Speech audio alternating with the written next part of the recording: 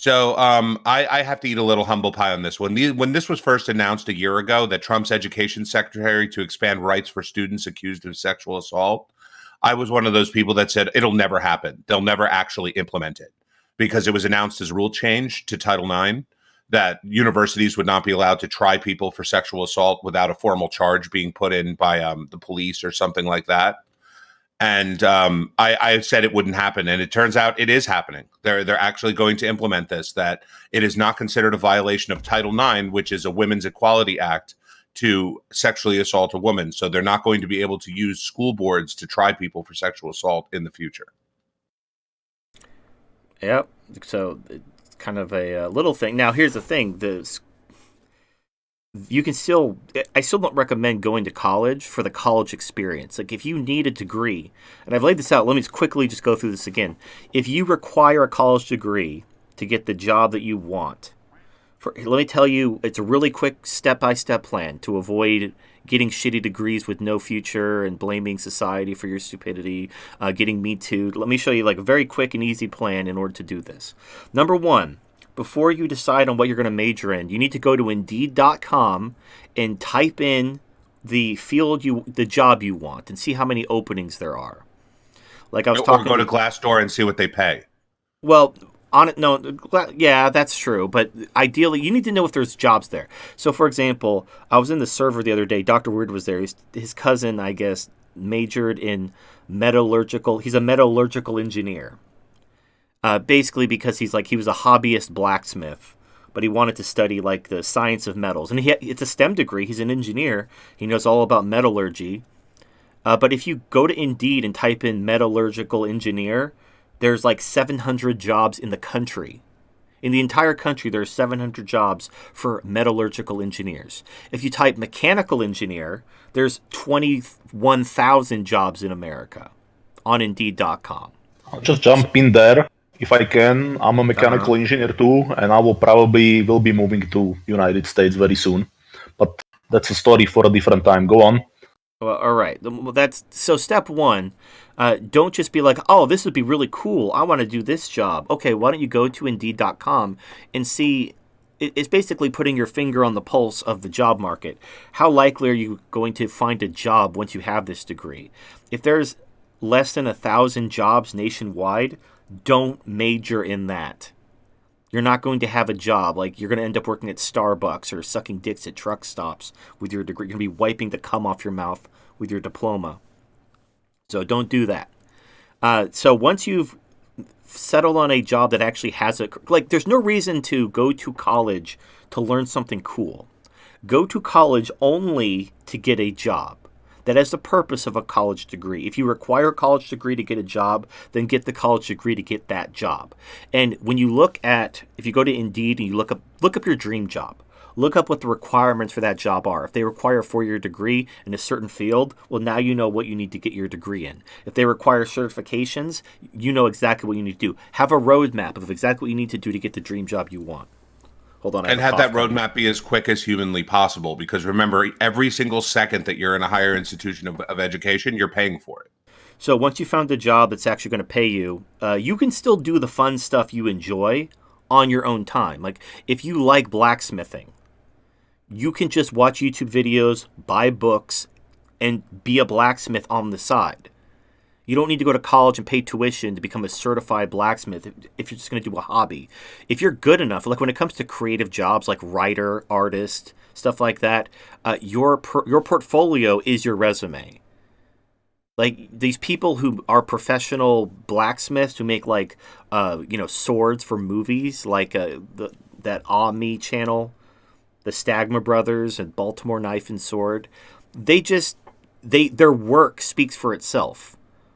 I mean, if you're gonna hire a blacksmith, you're gonna hire a blacksmith that graduated at the top blacksmith university, or you're gonna hire the blacksmith that has a workshop full of really cool swords that he made.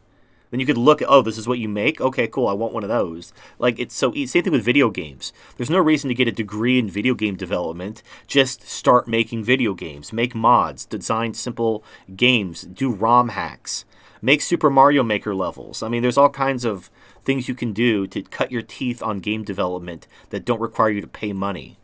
So anyway, once you've decided to major in something that's going to lead directly to a job, then you do not want to go to university. Every state has universities and they have state colleges. So for example, in California, there's UCLA and there's Cal State. UCLA is where you go for the college experience. Cal State is where you go to get a piece of paper. Your employer does not give a shit. If you have a California State degree or a degree from UCLA, it doesn't matter. It's the same. As long as it's an accredited university, it's the same. There are some industries where you went to school matters, namely law. And that's because politicians are all lawyers. If you want to get into politics and you want to rub elbows with politicians in D.C., then where you went to school matters, making friends in college and connections with people who are like the sons of like these dynasty politicians like the Kennedys and the Clintons and the Bushes. Sure, if you can rub elbows with some, Bush cousin, that might pay dividends down the road. So where you go to school matters in that instance. But unless you're majoring in law, unless you have aspirations for politics, where you go to school does not matter as long as it's accredited, as long as it's not a diploma mill, as long as it's not like University of Phoenix or DeVry or one of those shitty fucking fly-by-night places. If it's Evergreen or Mizzou. Those are liberal arts colleges. If you major in liberal arts, this is the wrong channel for you. You should go, I don't fucking know what you should do. You're fucking stupid. The Nazi Asians. Right, there are no jobs for liberal arts majors. It's all art. Like, just make art. Like, I've published 4 books. I didn't get a degree in writing.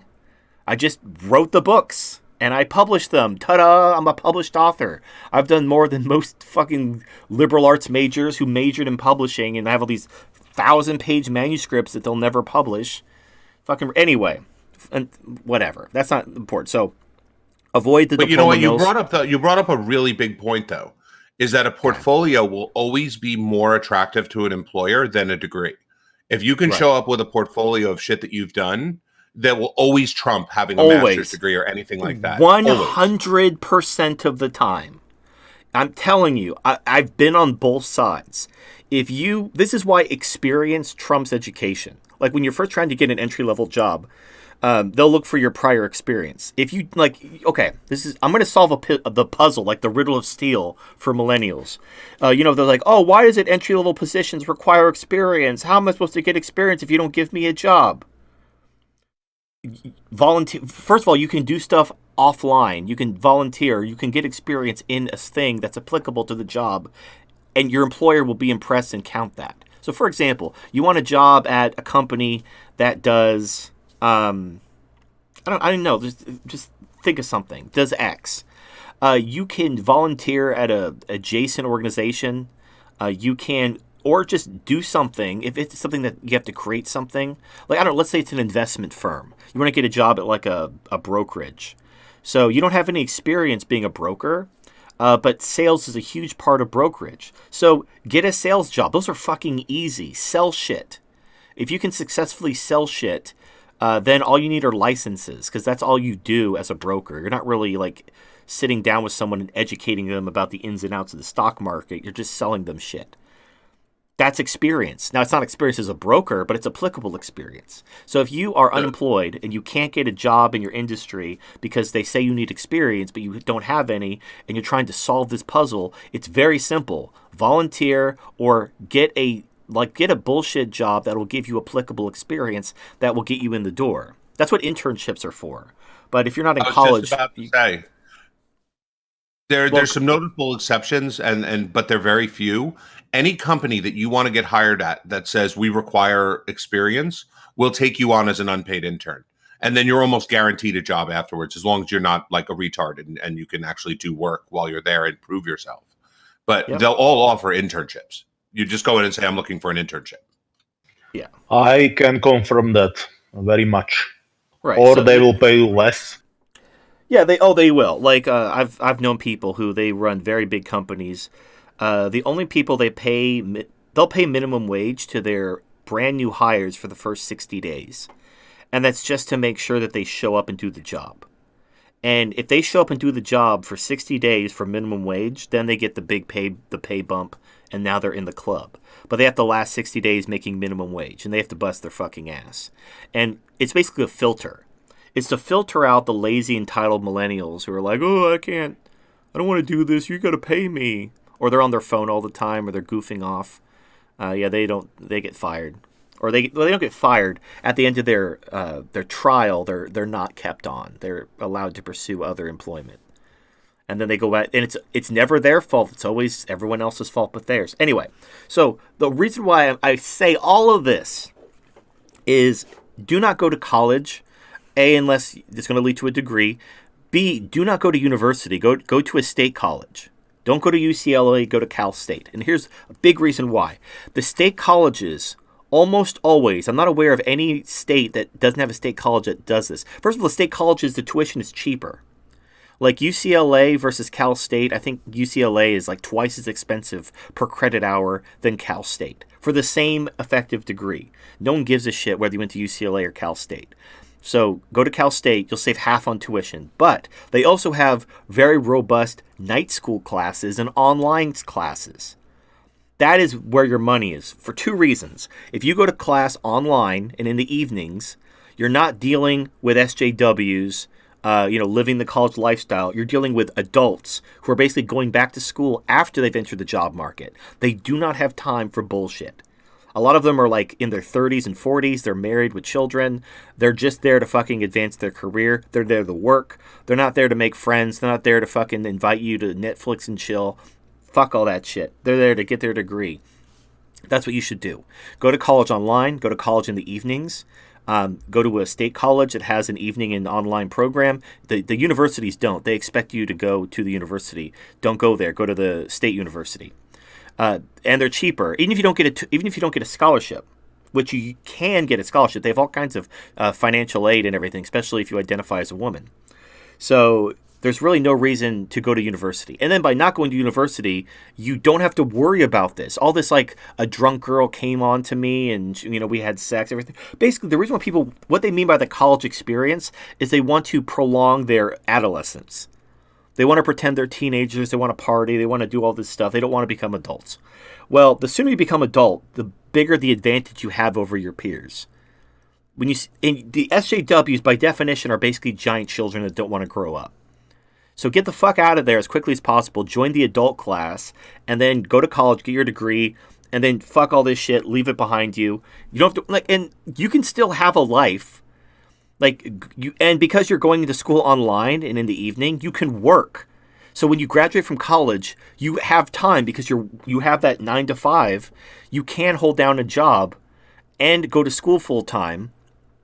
It's not I went to school full time and worked full time. It's not impossible. Some people I've talked to, they had condensed credits. So they basically did 2 semesters per semester while working full time. And they had no student loan debt because they worked. You mean 2 classes per semester?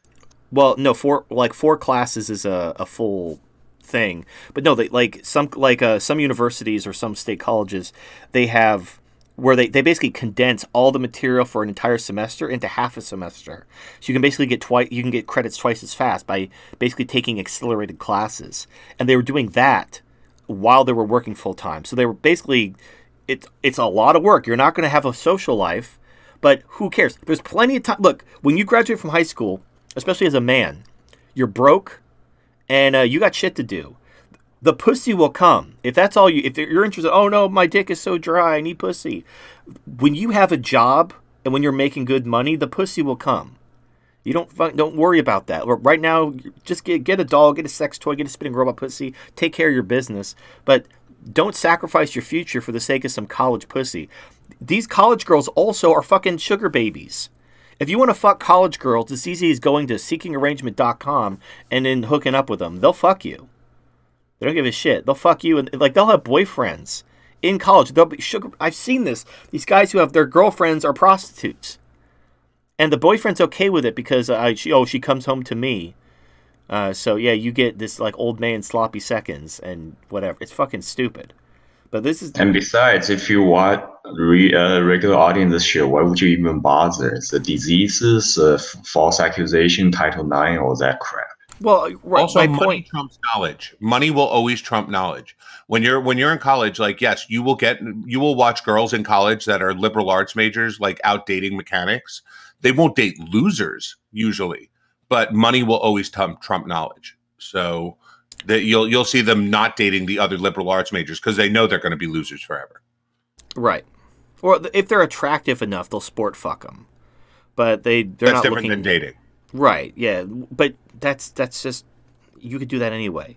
Anyway, my point is, although this is good news, I'm glad that Trump is expanding the rights for the accused and pushing back slightly against Title IX. But notice how they have to use a woman for it. Like if Trump had a male education secretary, there'd be no end of articles. So you can't push back too far because of women's in-group bias. They won't let you push too far against feminism. I'll give you a little pushback on that, though. Betsy DeVos asked for this position specifically to do this. It wasn't like Trump put her up as a diversity hire. She asked for this position so that she could actually do this. Well, no, Well, it's there always are good to be pleasantly wrong sometimes to find out.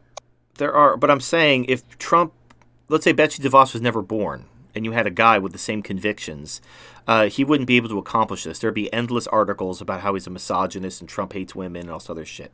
But because he has a woman secretary, That's already doing existing this- with her too, though. Right. Well, but my point is, it would be that much worse. They're going to say that anyway, but it'll be that much worse. And then the right will probably fold and buckle and fire him and put a woman, like the way Kavanaugh did. He was falsely accused, and when he was confirmed, when their witch hunt didn't work, he ended up hiring a bunch of female secretaries in his office to kind of make amends for something he didn't even do in the first place. Because you have to soothe those female voters, otherwise you're going to get hammered in the next election. You're understating. He hired an all-female staff. His entire staff is female. Well, I thought that's what I said, but it's fine. But the point is, although this is good news, and I'm happy to see this, you should have already taken steps where this doesn't even apply to you. Because the problem is, whatever Trump does can be undone by the next president. So, like, Trump can make some headway, but the next president can just overturn all that, and we can go right back to square one.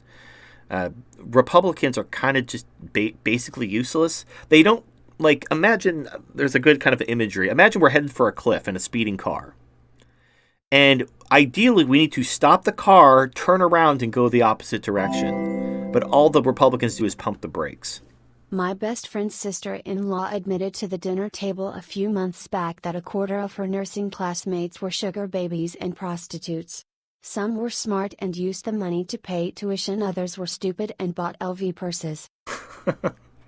Yeah, no, like, it's an epidemic. So, like, and also I've seen more and more articles where women are defending the fact that they were sex workers, saying that being a sex worker makes you a better wife and a better mother, and men shouldn't be afraid to date former sex workers.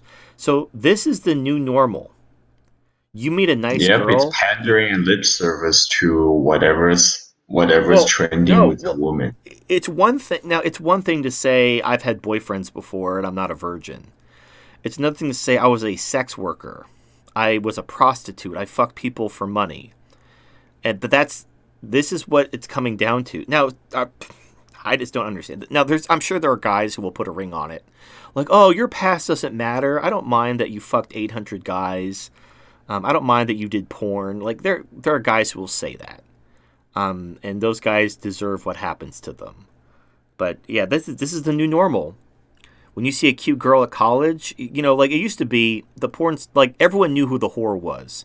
There was like, Slutty Sally who'd suck your dick for a pack of cigarettes. Everyone knew who she was. But then the good girls, they might have a boyfriend or two. But, it was more discreet. But no, now it's basically dick sucking Sally's the norm. This is endemic on the right too.